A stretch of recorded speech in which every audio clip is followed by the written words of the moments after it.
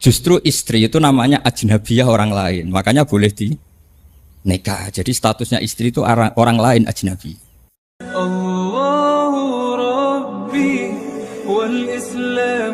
Begini. Jadi dalam disiplin ilmu yang dikembangkan di pesantren itu sebetulnya kalau pakai ilmu logika maupun sosial apa saja, baik sosial ilmiah maupun sosial budaya, kita ini jauh lebih unggul ketimbang tradisi mereka. Misalnya begini, dulu di era Umar bin Abdul Aziz ada yang memberi gelar Khamisul Khulafa. Ini yang dikutip Mizan Kubro Imam Sa'roni. Beliau ngendikan begini, idza ra'aitum jama'atan yatanajawna sirran fima bainahum fi amri dinihim, itu fasyadu anna dzalika dhalal bid'atun. Jika kamu melihat satu komunitas tertentu yang bisik-bisik agama tapi di grupnya mereka sendiri tanpa melibatkan kelompok lain yang mungkin a'lama minhum, lebih alim, maka itu sesat, dhalalun wa bid'atun. Sehingga dulu itu sudah ada tradisi konsensus ilmiah. Konsensus ilmiah ini diputuskan oleh konsensus yang min ahlil ilmi. Sehingga orang yang tidak ngalim itu ya konangan. Kalau sekarang nggak pati konangan, tahu-tahu ada orang nggak jelas juntrungannya punya majelis tafsir yang bisa saja cindil tikus itu halal, hanya karena berdasar dalil misalnya kula ajidu fima uhiya ilayya muharraman ala ta'imi yat'amuhu illa yakuna apa maitatan aw damam masfuhan aw lahma apa khinzir, sehingga dianggap yang halal itu banyak, yang haram hanya 3.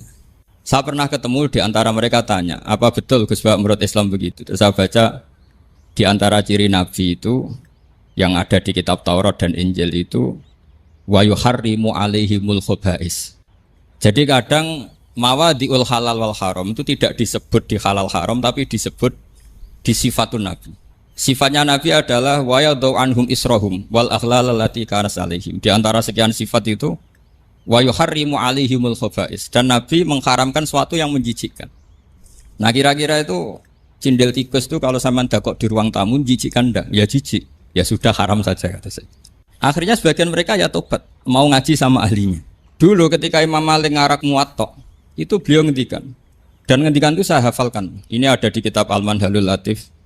Juga dikutip Gus Najih dalam kitabnya At-Tajridul Musaffa. Aradtu kitabi hadza ala sab'ina faqihan min fuqaha il-Madinah. Fakulluhum wata'ani fasammaituhu al-Muwatta. Kitab ini sudah saya tasihkan ke 70 ahli fikih di Madinah. Kemudian semuanya setuju, fakulluhum wata'ani, semuanya sepakat. Fasammaituhu al-Muwatta, maka kitab ini saya namain al-Muwatta, yang disetujui. Sehingga kita tidak boleh menjadi orang-orang alim humul sendiri dewean terus dikultuskan santrinya. Serambutnya gondrong, terus muridnya jari dulang Nabi Khidir. Klambine kok kali Jogo itu, terus terkenal wali itu. Ini kalau kita begitu bahaya. Makanya saya senang model pendidikan Anwar. Ilmu itu dikonsensuskan. Siapa yang alim ditakrib, di mu'in, ada debat, ada macam-macam. Sehingga yang terbaik, baik secara ilmu maupun perilaku dituakan. Ini penting. Kalau ilmu tidak dikontrol itu repot. Saya berikan contoh betapa kita lebih kritis ketimbang tradisi di kampus. Saya pernah didebat sama salah satu kelompok ormas tertentu. Bapak, apa alasannya orang NU kalau megang istrinya itu kok batal gitu? Wong istrinya digauli saja boleh, masa megang itu batal kata. Terus saya jawab, kamu tahu definisi mahram? Enggak tahu. Mahram itu orang yang haram dinikah. Yang haram dinikah itu ya ibu, anak, bule, ponakan. Yang haram dinikah itu namanya mahram. Justru istri itu namanya ajnabiyah orang lain. Makanya boleh nikah. Jadi statusnya istri itu orang lain ajnabi, sehingga boleh dinikahi. Kalau mahram malah nggak boleh dinikahi. Mereka akhirnya sadar, oh ternyata selama ini keliru, membahasakan istri mahram itu keliru. Ya terus akhirnya dia jadi syafi'i dadaan tadi. Pernah juga ada seorang kiai yang kepikiran mau mengharamkan atau menganggap ada fidah kalau orang haji itu rokok. Rasanya kalau kata pakar-pakar Kuwaitar itu cengkeh itu wangi. Kalau cengkeh wangi berarti kalau haji rokok itu artinya pakai apa? Pewangi. Itu hampir saja deal. Karena ya memang cengkeh itu wangi. Kemudian diingatkan sama kiai yang lain. Anda berani fatwa kalau orang Jumatan sunat ngerokok karena pakai pewangi? Wah iya ya, enggak jadi. Jadi ini pentingnya ilmu itu konsensus. Sehingga saya bicara di sini pede bukan karena saya merasa benar, enggak, kan nanti ada yang nasehin. Kalau benar ya sampean dukung, kalau salah ya tinggalkan saja, biasa saja. Karena kalau sampean sama-sama tadi saya sudah bilang tahta top kotin wahidah kita tahta syekhin wahid, tahta mursyid wahid. Saya pikir ilmu saya dan sampean ya unda-undi lah.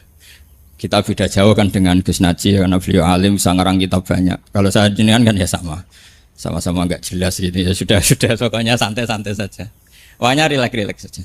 Yang jelas saya datang ke sini itu mau cerita kebanggaan saya sebagai orang pesantren, produk pesantren kalau kata Gus Barak tadi. Di kampus itu saya berkali-kali ketemu doktor, profesor, dan mereka umumnya itu orang-orang yang galau, yang gelisah. Dan lucunya itu mereka memposisikan saya sebagai penasihat. Karena apa? Memang ilmu pesantren itu unik. Ilmu yang bisa menjawab problem apa saja. Mereka misalnya tanya begini, Pak Bahak, saya ini orang kampung. Yang bapak saya itu Utun, katanya. Utun itu lugu. Bisa menjadikan saya doktor, saya jadi dekan, saya jadi rektor. Tapi setelah di kota, dengan sekian ilmu yang saya pelajari dari Eropa, dari Amerika, sekedar anak saya tidak narkoba itu sudah susah. Kok ranking? Nggak dengar anak saya ditangkap BNN itu sudah seneng saya. Artinya apa? Dia sadar ternyata kearifan lokal yang dididik para kiai menjadikan anak-anaknya jadi profesor, jadi dokter. Tapi dengan ilmu kedoktorannya, orang menjadikan anaknya ranking itu susahnya bukan main. Karena nggak ada kearifan.